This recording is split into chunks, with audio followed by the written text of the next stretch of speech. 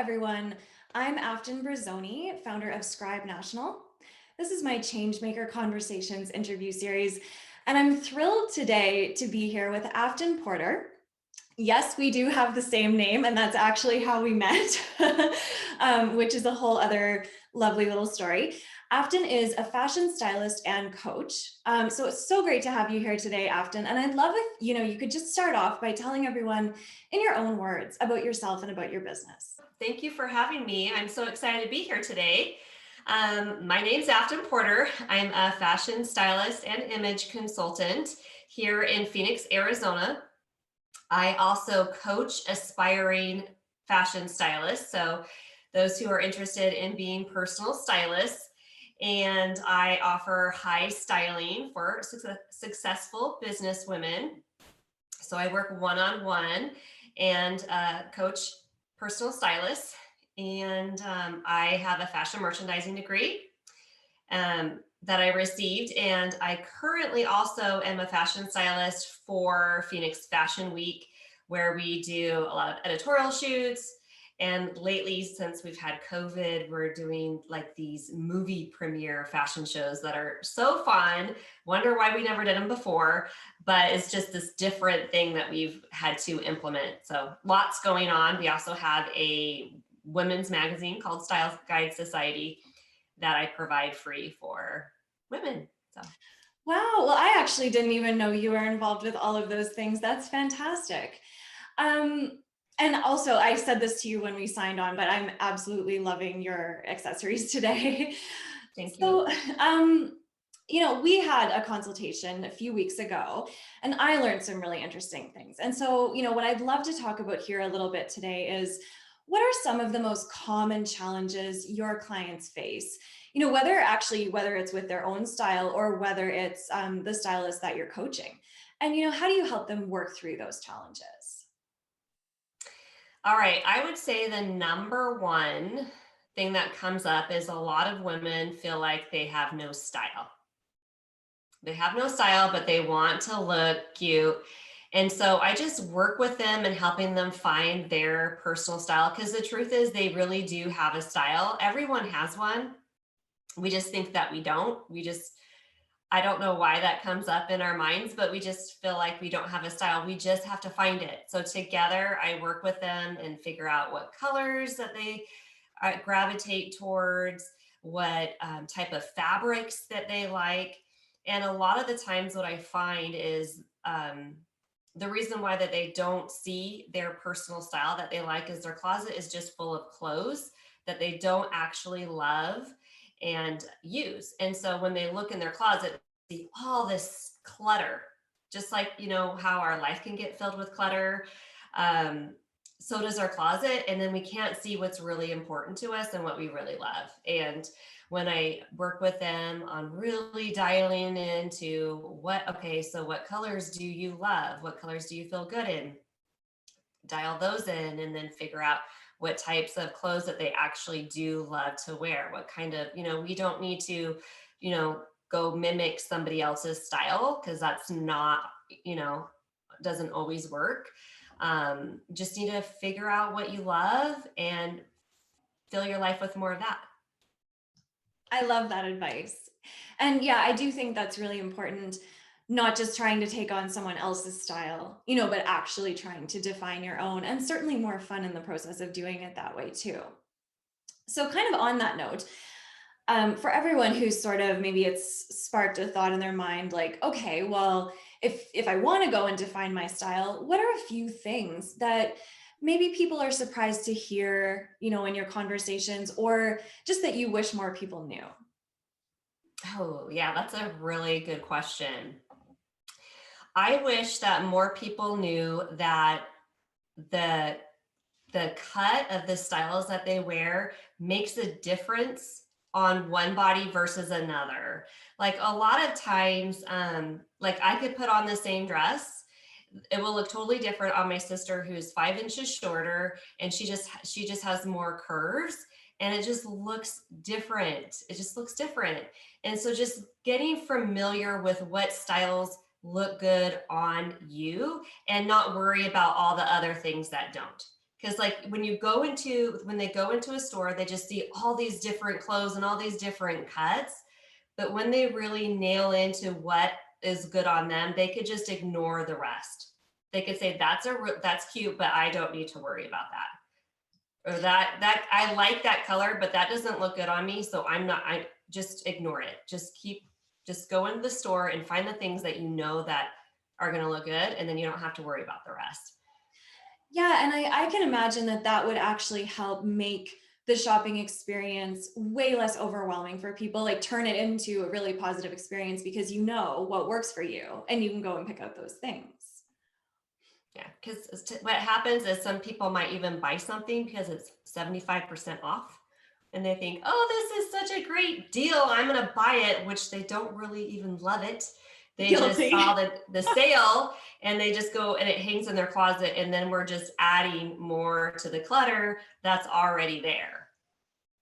And another thing too, is that I want ladies to know that when you put clothes on you, it's going to amplify how you already feel about yourself. And so if you have some really good thoughts about your internal of who you are when you put clothes on, it's going to amplify that. And that's going to help, motivate you and propel you to that direction.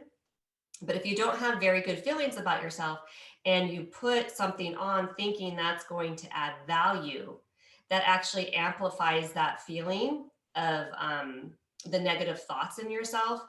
And then that's going to just bring more of that. So it's just super important that when we do get dressed in the morning, that we have a good relationship with our clothing. Yes. Yeah, that's key. And especially, a lot of people watching this will either be working in corporate settings or may either be, entrepreneurs who are really hoping to sort of establish that brand image. So I think a lot of what you've said there about how it does correlate with the mindset is huge too. Yeah. And when you put those together, it's magic. It really is magic, but you need to have both of those components together.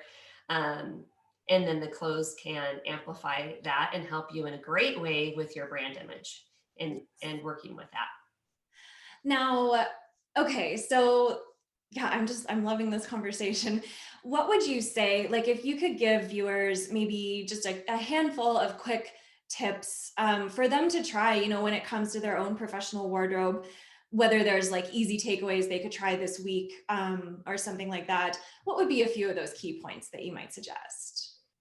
Okay, so number one is when you choose your colors for, this is back for real quick for an editorial shoot. If you're going to go take some branding photos, grab colors that you know are going to look good on you. And how you can determine if it's a good one, you put the color up, and if your skin looks good, as you are adding in years, you have the wrinkles, and certain colors will actually look better on you as far as like your skin will look younger. And then if you have the wrong color, it's going to age you. So look for those colors that are good for you and then incorporate those, make sure those look good with your branding images.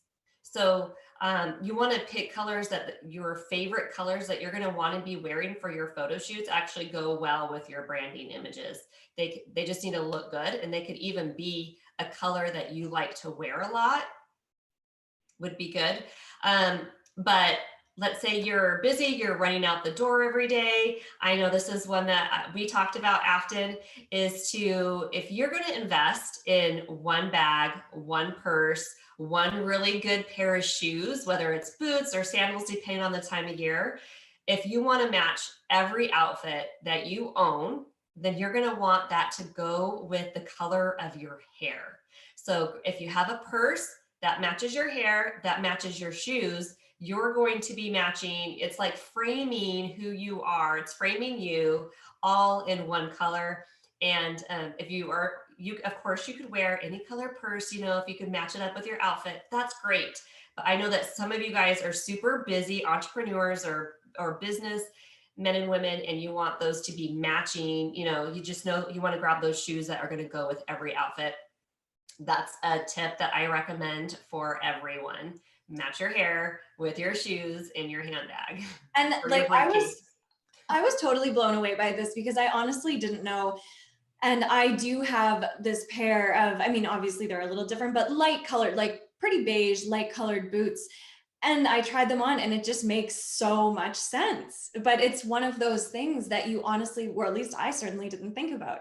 But anyway, sorry to interrupt. I will let you keep going if there's any other key tips you kind of want to finish off with. Well, another one I would probably suggest is the image that a lot of times we are a brand.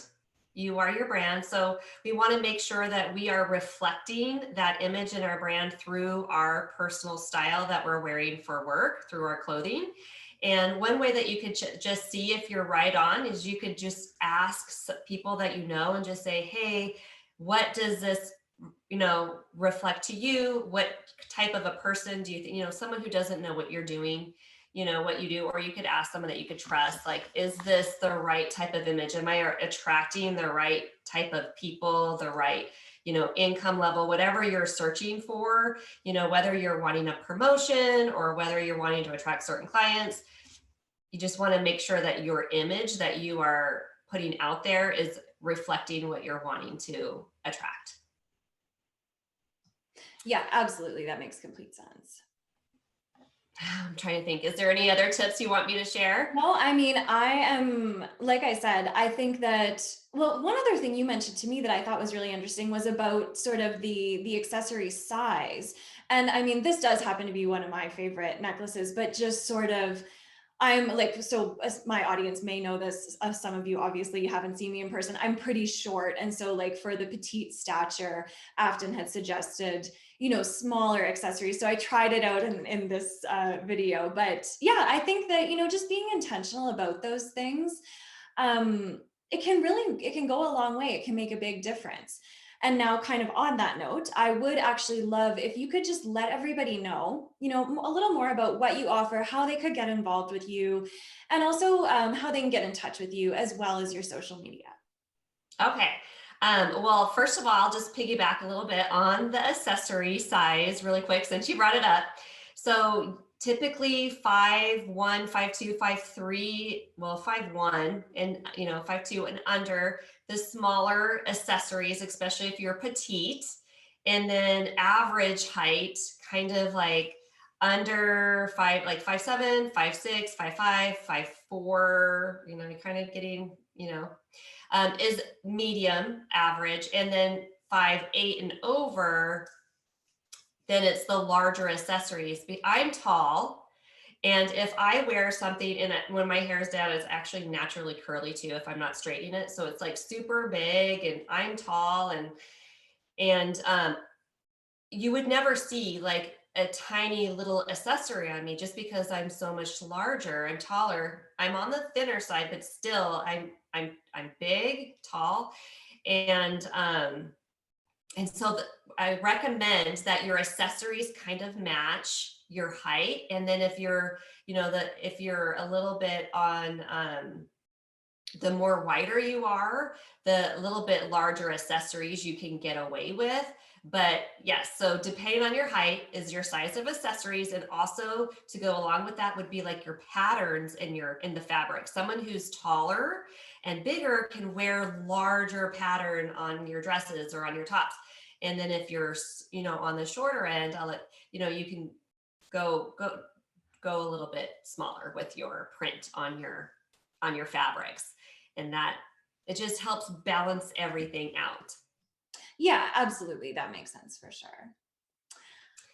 But how you can get a hold of me is I have a women's magazine. If you're interested in that, it's just a free digital link you can grab at aftonporter.com/thelife. And I also have a Facebook group that I go live in weekly on Tuesday evenings, and I'd love for you to join that. It's Style Guide Society. So if you are on Facebook and would like to, interact with me on a daily basis, you can go in there.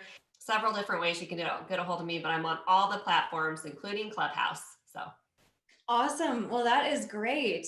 Yeah, so I'm definitely gonna check out that magazine for sure, because I loved the tips that, I got from you when we had our initial consultation. Would highly recommend that to anyone, especially, with so many Zoom calls. We still want to obviously make sure that we can have some fun with our wardrobe and not feel like we're just working from home every day wearing the same thing. So before we wrap up, Afton, is there anything else at all that you'd like to share with people?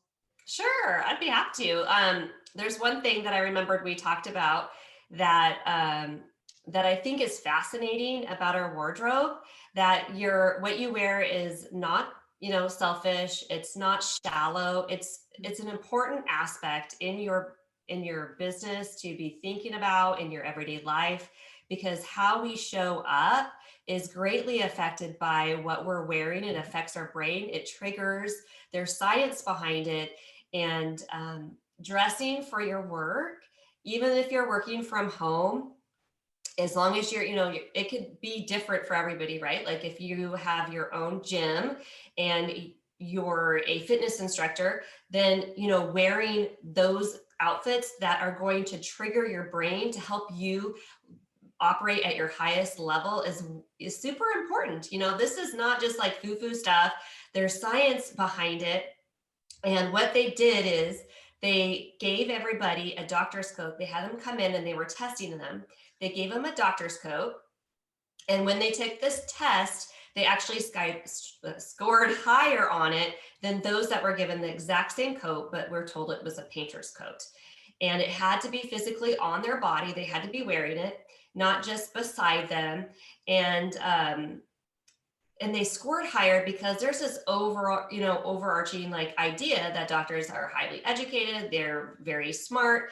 And so when they put on this doctor's coat, they scored higher than the ones that were, told it was a painter's coat. And it is because our brains are activated by what we wear. We're affected by that. And that's part of the amplification. If you put something on and how you're thinking and feeling, it's going to amplify it. But you're going to operate at your highest level if you are wearing the clothes that to you feel like that's authentic to what you're trying to portray. So it's really like important for you to dive in and to figure out what that is, so that when you're just doing your regular activities, your brain is operating at a higher level. You're not working harder. You're not doing anything consciously more, but your body's just working at the highest level that's optimum for you. And so that's why I love fashion and working with clients and figuring out what that is so that they can achieve the biggest results that they can. I love that. And, I can just feel it actually when you talk about it, like that feeling. And I'm sure, everyone watching, like when you put on a killer outfit, you know that it's right for you, that you look great and you just feel your best. So yeah, I do. I love ending on that story. Well, thank you so much for coming on today, Afton. It was a pleasure to talk with you. You're welcome. Thank you for having me. And everybody, I will be back in 2 weeks with another Changemaker interview. So take care. Bye-bye.